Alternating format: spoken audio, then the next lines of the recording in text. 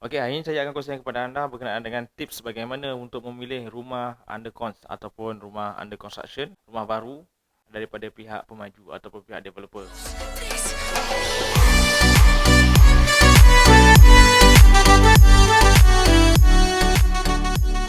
Assalamualaikum warahmatullahi wabarakatuh. Salam sejahtera. Apa khabar anda di sana? Okey, jadi bersama dengan saya hari ini sekali lagi Muhammad Amirul daripada My Hartanah Solutions.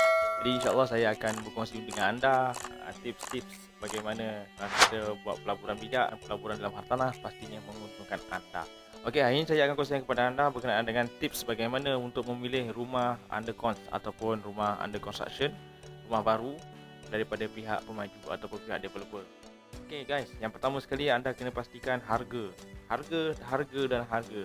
Banyak kali saya sebutkan berkenaan dengan harga adalah kriteria yang pertama, kita kena ambil tahu dan kita kena semak sama ada harga tu reasonable ataupun harga yang bagus.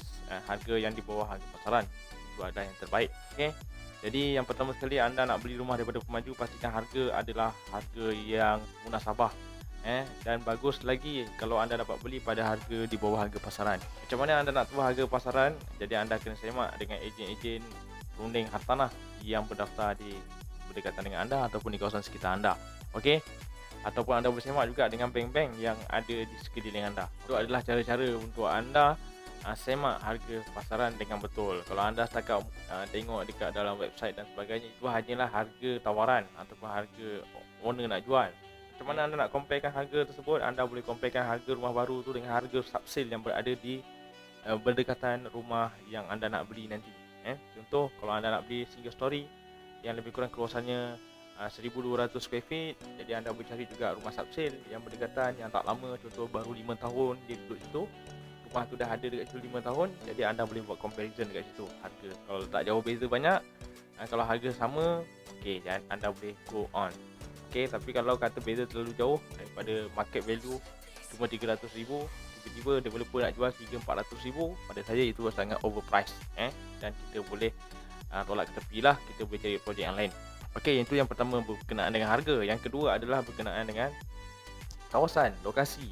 Pastikan lokasi dan juga kawasan yang anda nak beli itu, tempat tu adalah tempat yang orang nak sewa. Jangan cari tempat ataupun rumah yang orang tak nak sewa. Contohnya jauh di ceruk-ceruk hutan, di ceruk-ceruk kebun, yang jauh daripada tempat kerja, orang nak pergi kerja payah, orang nak pergi hantar anak sekolah pun payah, kemudahan pun kurang, Jadi fasiliti-fasiliti yang berada di rumah yang anda nak beli nanti dah pun komplit. Contoh untuk rumah baru tu, sekolah tak jauh dalam beberapa kilometer saja. Begitu juga hospital pun tak jauh. Kemudahan-kemudahan seperti mana ada mall-mall, shop-shop lot pun ada untuk dapatkan kemudahan-kemudahan. Ada public transport tu pun lebih bagus. Kalau ada booster-booster yang lain pun lagi bagus. Jadi kawasan tu sangat penting. Jadi ada orang beli rumah di jauh-jauh. Itu tak ada masalah kalau anda memang suka kawasan tu untuk anda own stay. Jadi untuk own stay saya tak ada masalah sangat. Yang kita cerita ni adalah untuk rumah pelaburan, kena cari rumah yang ada demand. Demand dan supply tu kurang-kurangnya balance, tak over supply dekat sana. Jadi kat situ kita kena cari rumah yang kawasan dia ada crowd.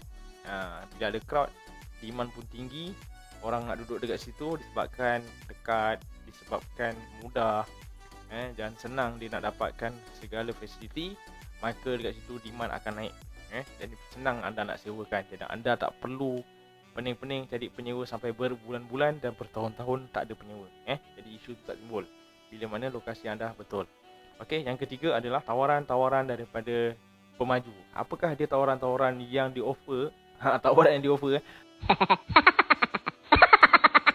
Apakah dia tawaran-tawaran yang dibagi, yang akan diberikan oleh pihak pemaju kepada anda? Biasanya pemaju akan offer projek-projek dengan diskaun, dengan rebate, dengan cashback dan sebagainya. Okey, semakin banyak diskaun semakin bagus. Jadi anda kena pastikan berapa persen diskaun daripada harga tersebut. Kalau anda dah pertama tadi anda boleh dah dapat dah harga market value semasa.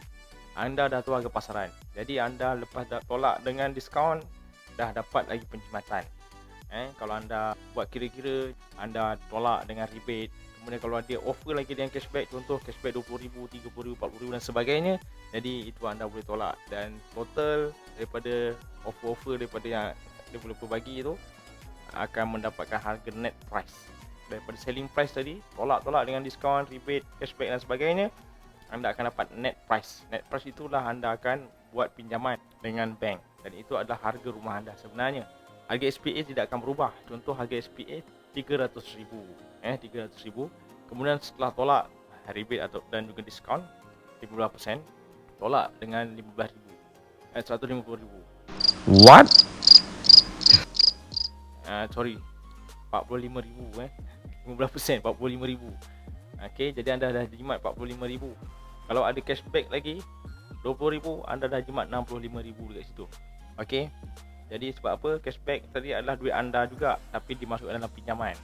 Tapi developer tak dapat apa-apa. Duit tu dapat kat anda, tapi dalam bentuk pinjaman, cashback. Yang mana bulan-bulan jadi murah lah, dan sepatutnya yang bayar adalah penyewa. Itu adalah cashback yang bagus. Semakin banyak diskaun dan offer daripada pemaju, semakin bagus.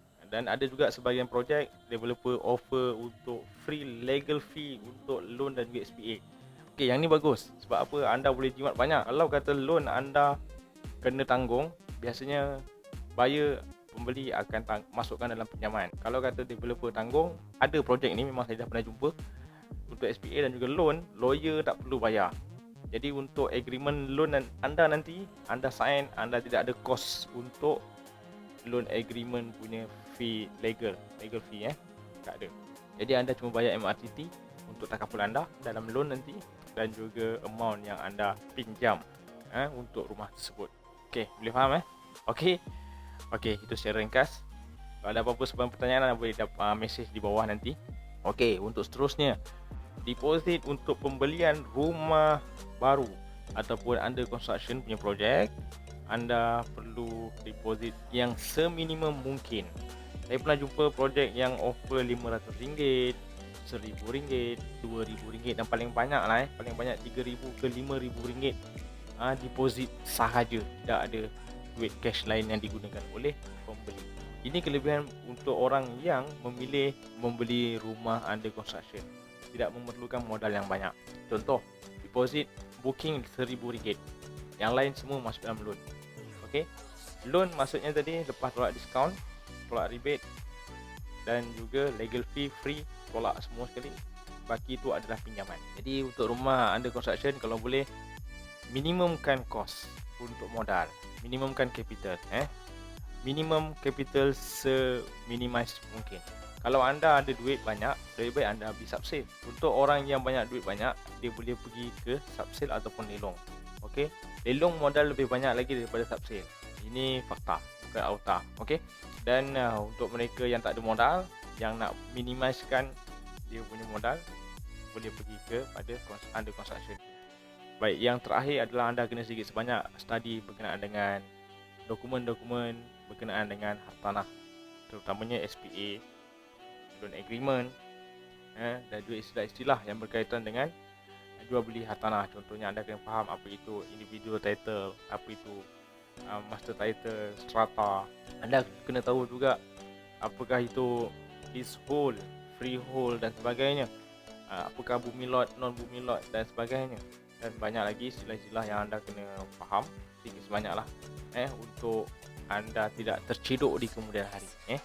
Oh, tak tahu pula hari tu saja dah tanda tangan MRTT, sepatutnya 30 tahun anda buat pinjaman, tapi MRTT cover untuk 10 ke 15 tahun saja bank bagi.